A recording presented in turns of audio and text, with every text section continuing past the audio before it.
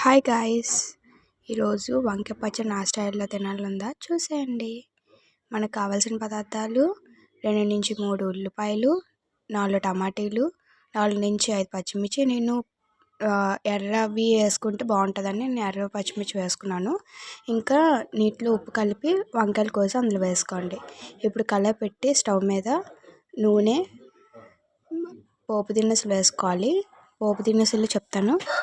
అదేంటంటే ఎండుమిర్చి, ఆవాలు, శనగపప్పు, మినప్పప్పు, 2 నుంచి వద్దండి, ఎందుకంటే కొంచెం మందికి ధనియాలు నచ్చవు.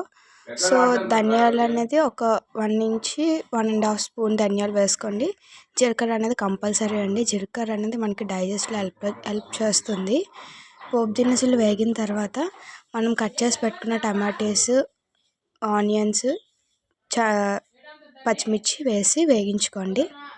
అవి వేగిన తర్వాత కొంచెం సాల్ట్, మీకు సరిపడినంత సాల్ట్ వేసుకోండి.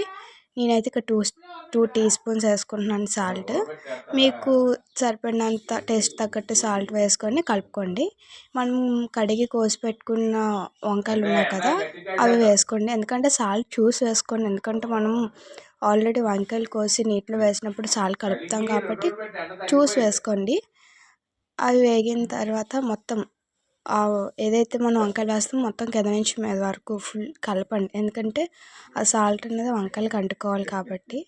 ఫుల్గా కలిపిన తర్వాత మూత పెట్టండి. ఒక 5 నిమిషాలు ఫుల్గా మగ్గిపోవాలి. దాంట్లో వాటర్ కంటెంట్ అంతా పోయినంత వరకు మగ్గించాలన్నమాట. మగ్గిన తర్వాత ఒక 5 నిమిషాలు ఉంచి ఇక నేను చూపించిన విధంగా అయితే మొత్తం మగ్గిపోయినట్టు అనమాట.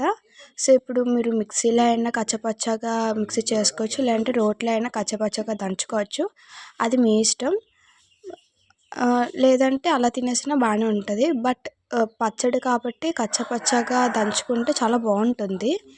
సో రెడీ అయిపోయినట్టే. మీరు దంచుకున్న తర్వాత తినేస్తే